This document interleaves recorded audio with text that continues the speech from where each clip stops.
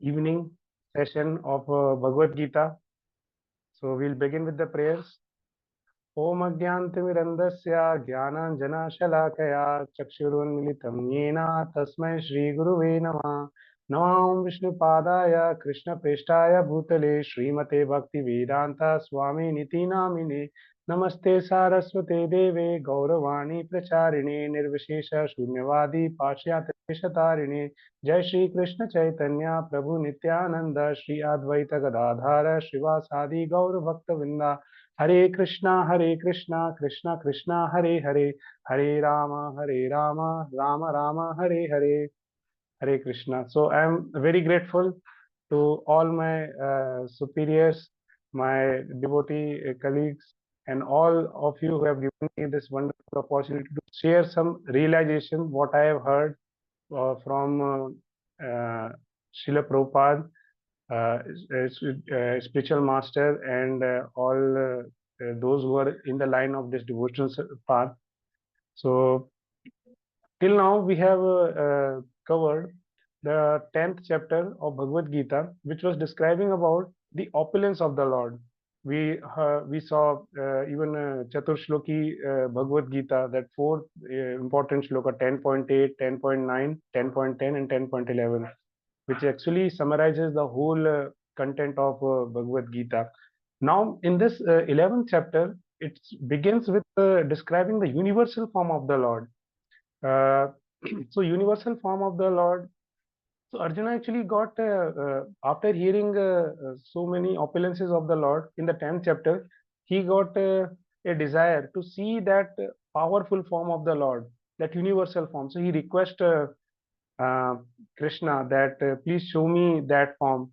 So then Lord describes his universal form and shown it in front of Arjuna. It was very gigantic form. All of you might have seen that form of Lord Krishna, where he is having different demigods, all gods in like all every power is with, shown emanating from him, how he's the source of all energy. So everything was shown. Then what happened after this form was shown to Arjuna? Arjuna got very fearful. He actually, became very frightened. Who is he? Like, Arjuna was not expecting that form of the Lord. He became very fearful, and then although, so first thing is he offered the prayers to the Supreme Lord. He in fact asked forgiveness that I was thinking you as my friend, like you might have seen in the first chapter how he's dealing with Krishna. So now he's begging forgiveness because you don't know, he was not knowing that with whom he's dealing with. He has such a gigantic form. Now he is begging forgiveness also. And then again he requests Krishna to show back again his two-handed form of the Lord. So we'll see that what is that universal form and what is that two-handed form, and how to see the Lord. That is this verse is about, which we are going to read today. That is 11.54. I will share my screen and then we will recite this wonderful shloka.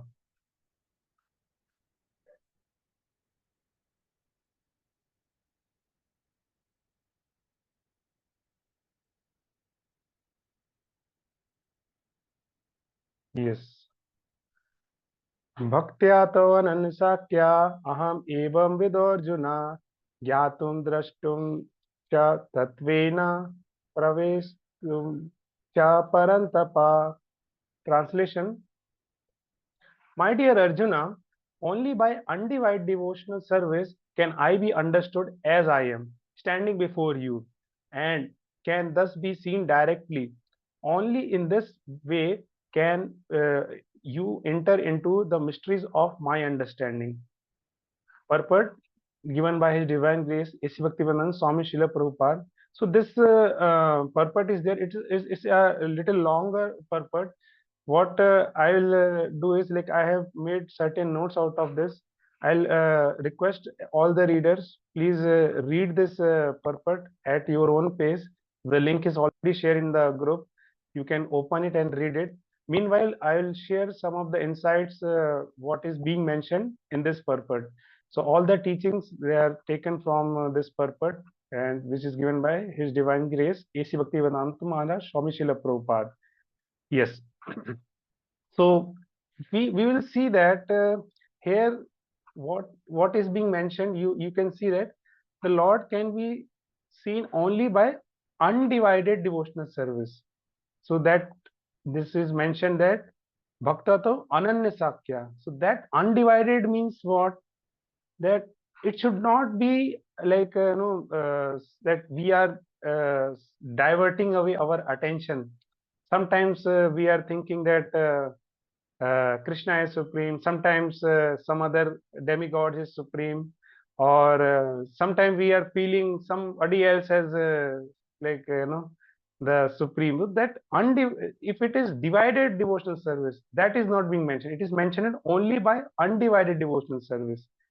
Can I be understood as I am standing before you? So what is that form? So when Krishna is showing that form, universal form to Arjuna. Actually, you see everybody is present in the battlefield, but since like only Krishna has awarded a divine vision only to Arjuna, so not others cannot see what is happening. In fact, you might have heard that Krishna has stopped even the time also.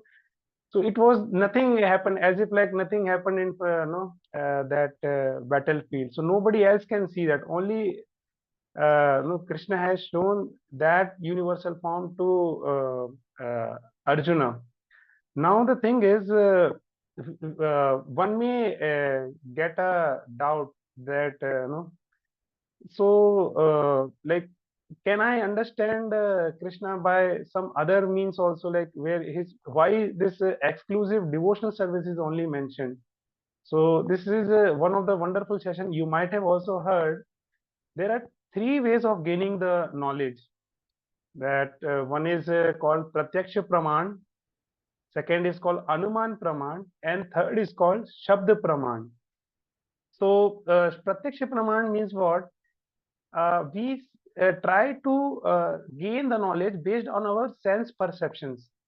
That yes, I'll be able to uh, understand, or I'll take that as a fact when I will be able to see it, or I will be able to taste it, or I will be able to touch it, then only. So this is the method which is being you see implied for our most of the daily activities what we observe in our day-to-day. Even the our scientists scientific study, most of them are based on this what is called pratyaksha praman.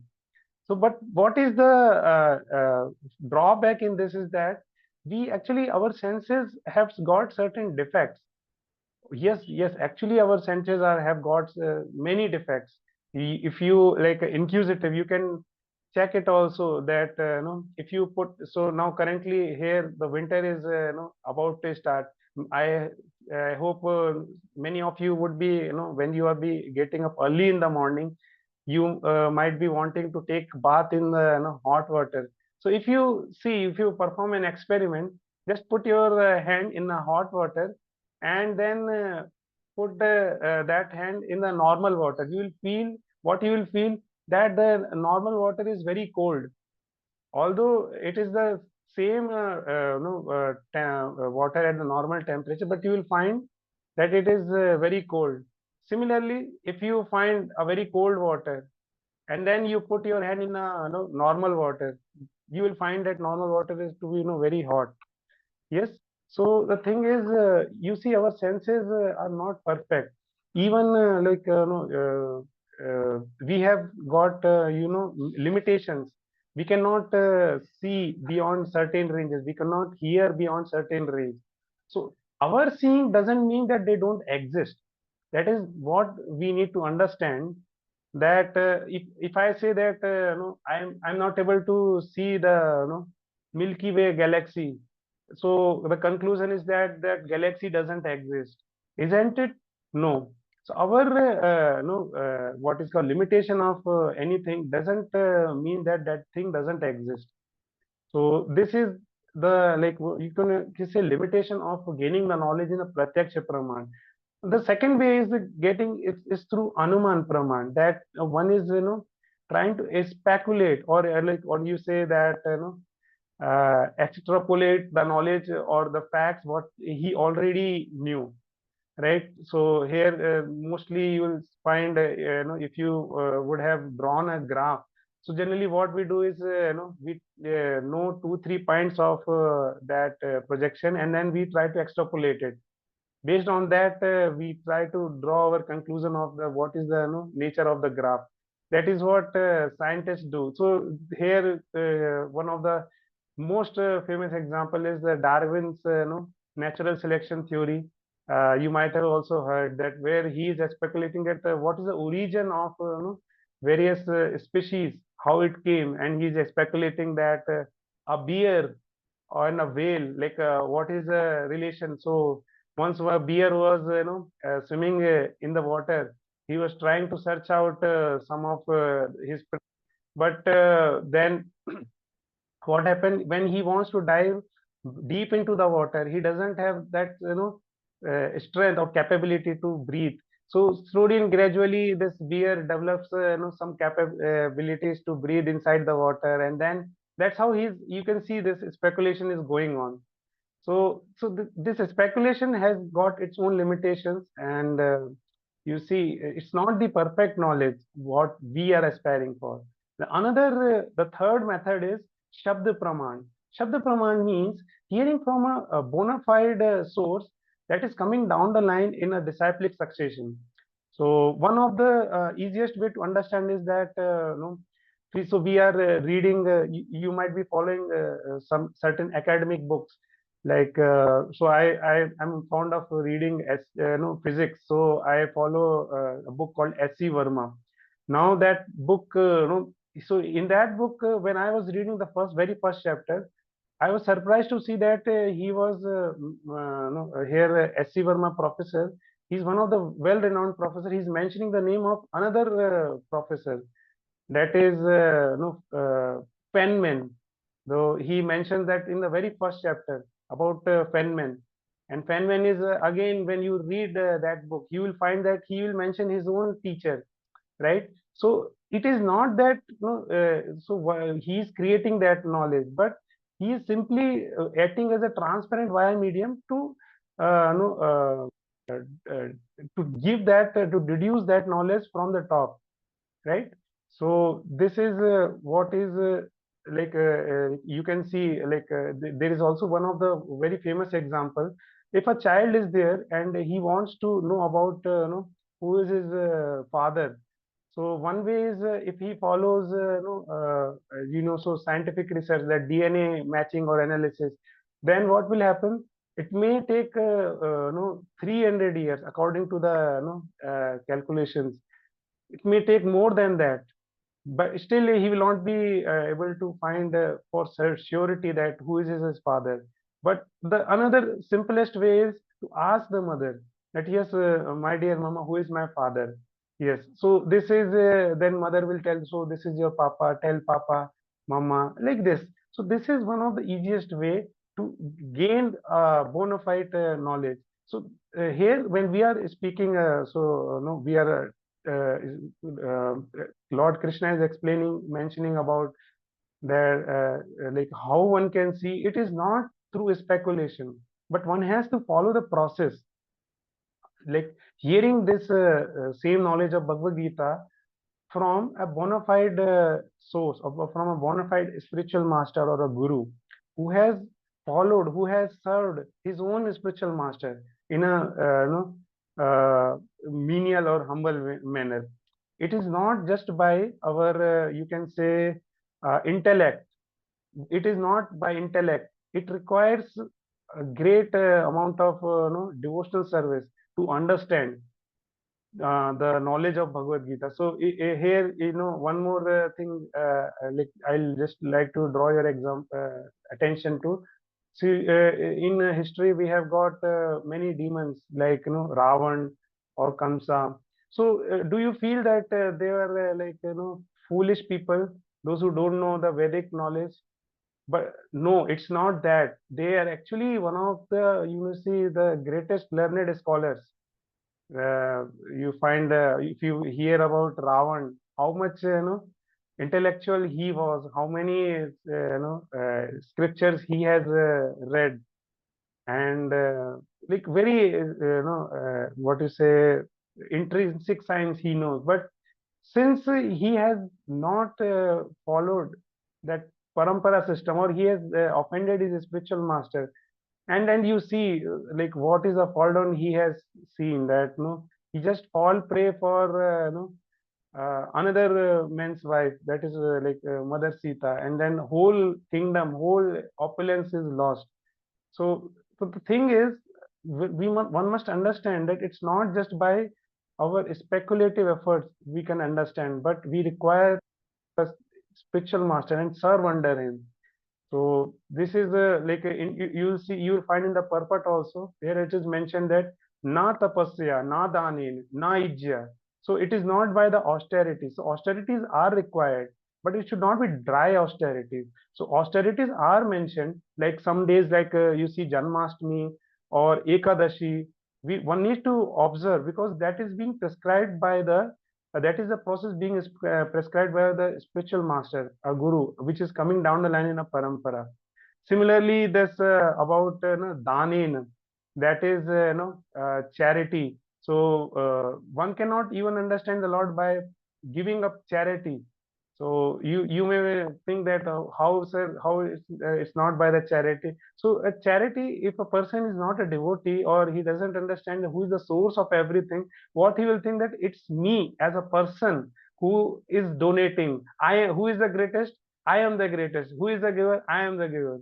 So the thing is, he will that's why even if he donates even all his wealth, he will not understand even a tinge of the Lord's potency, or he will not understand about the Lord. And then ijjanet na cha ijya means one can follow or make his own paths. Of like, there are many now you say lifestyle gurus are there. If you explore in YouTube, they are giving some innovative. They are sharing some innovative ways how to focus their mind. But you will realize some days another a video of them who being exposing them. This is the exposing culture is going on. A person is exposing another person. So these things are going on. But the thing is, most of the people, they are, what they are trying to do, they are trying to make their own processes, or which might work for a few people, but when it is for general masses or for all. So like if we say that this law of gravity is there, so gravity is applicable for all. It is not that for some people it is applicable, some people it is not applicable. So if you want to know that universal truth, one needs to follow that universal process, which is being given by through parampara process. One cannot prepare his own process, right? Then yes, so this in that way, when one is trained and or guided, one has received the training under the guidance of a spiritual master, then only one can rise from the tendencies of selfish mental speculations to selfless devotional service. Right. So if you see the purport, at the last, there is one amazing thing was presented, which actually opened even my eye also when I was going through this purport.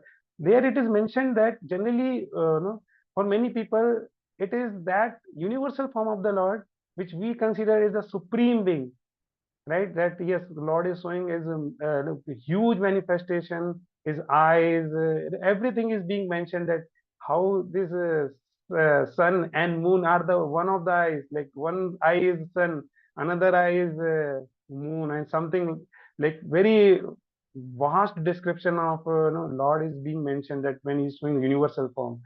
So there I saw that Arjuna is now praying that, may Lord please show that simple two-handed form. So here Prabhupada is mentioning that this universal form is not the one which devotee desire to pray or worship the Lord in that form. So yes, so that is one of the form, and it's a bona fide form of the Lord. But that is not the way, because if you see a Lord, just imagine, just close your eye and imagine a huge manifestation of the Lord, just where one of his eye is the sun, and another eye is moon, and his chest is like vast like mountains, and the breath of winds which are blowing are like his huge breath. So, can one exchange devotional service? Can one exchange some, render some service to that form of the Lord? No, it's not possible. Can like one? It will be just like we can show our awe and reverence. Like we can say, we can glorify how magnificent my Lord is, but I cannot serve that. So if I have a person for whom I can exchange my devotional service, that is the way where, like, what a devotee desire. A devotee doesn't love Krishna because he is God. No, he loves even without any money. Hai tuki apratiyata. It is not tinged with so-called what we have desire or something from the Lord. When the Lord is so big that okay, I can desire something. No, he's they would simply want Krishna to be in a two-handed form, playing his flute, and the devotee want to exchange their what is called rasas along with Krishna. So this is how we can understand. So I'll just quickly summarize what we have learned. So today we saw that 11th chapter where Krishna is describing about the universal form, and how like not by speculative method, that is not through pratyaksha or anuman praman, one can understand that. Only through bona fide spiritual master that is coming down the line in a parampara, that is through Shabda Praman, one can understand the Lord as he is.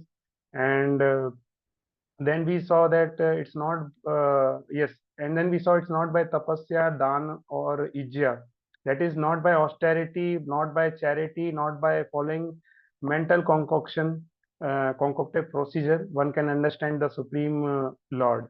And then we saw that how what is the desire of a devotee. They want to see the two-handed form of the Lord and want to serve him. So service is the main focus of devotees. That's why they want to. That's here Arjuna is also praying the Lord to come in two-handed form. So yes, next we'll see tomorrow, next verse. Hare Krishna. So if you have any doubts, you can ask in chat or you can unmute yourself. Hare Krishna.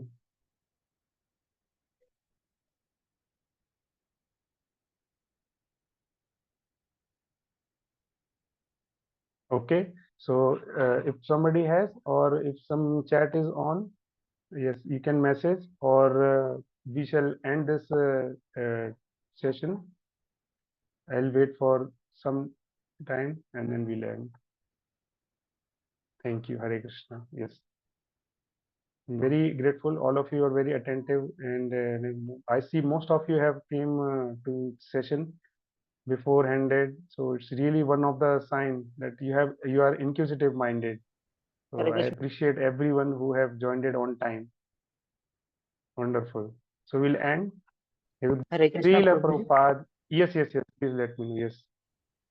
Prabhuji, I want you to re-explain the concept you told that uh, not just because Krishna is God, we are that means devoting him. Can you please Ah, re-explain that, Prabhuji, so that we are not uh, praying to the universal form of the Lord? Why we yes, are yes, praying to the two-handed form? Can you please re-explain that? yes. So here, when you see the mood of Vrindavan Vasis, they that pastime you might have heard about when Krishna lifted Govardhan hill to safeguard all the residents of Vrindavan from the mighty rains, which was due to the egoistic performance of Indra. he sent Samvartaka clouds and very heavy rain, and Krishna lifted. And then how Krishna, has broken the pride of Indra by humbling him down.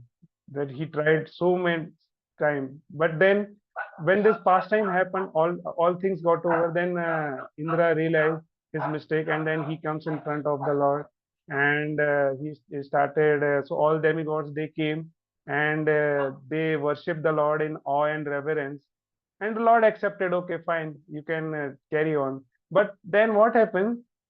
Afterwards, what happened when everybody went away? Then see this Krishna's friend, that is Gopas. They came and they said, "Oh, what is that? Chamar and peacock feather or shank which is being kept." They started playing, and actually, you see,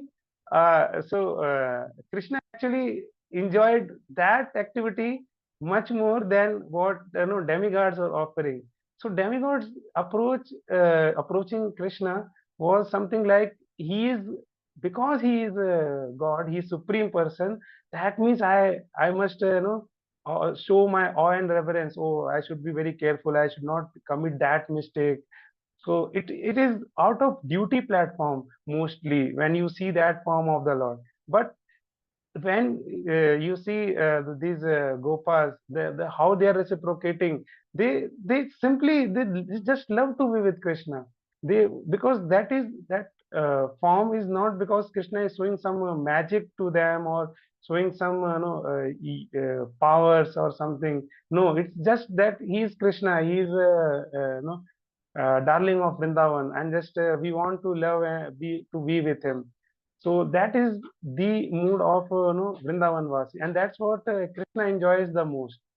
So, so if somebody shows his universal form, then anybody will bow down. तो बोलते हैं हिंदी में, चमत्कार को नमस्कार करते हैं सब लोग, पर उस लिए it is not because of that reason why devotee goes to the Lord.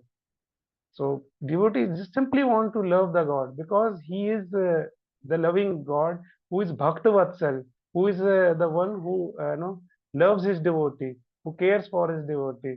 And one of the reason why Lord come to this material world, one may say that okay, it is to annihilate the demons, but that is not the reason, main reason.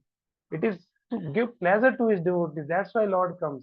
अगर भगवान को मारना ही होता है इतने सारे राक्षसों को, कैसे मारते? बस वो जो परमात्मा फॉर्म में जो भगवान उनके सब में विद्यमान है, जस्ट ही जस्ट अपने आप को गायब कर ले, just he makes his himself absent, and that's how that demon will die. So it is not to, for that reason which Lord comes. Lord only comes to give pleasure to his devotee. I'm very grateful that you asked a very wonderful and pertinent question and given me the opportunity to explore the Vrindavan pastime of Krishna along with his Gopas. So we'll end this session, and if you have more doubts, you can post it in the WhatsApp group. The chat will be open in few seconds. Hare Krishna. Jagat Guru Srila Prabhupada ki jai.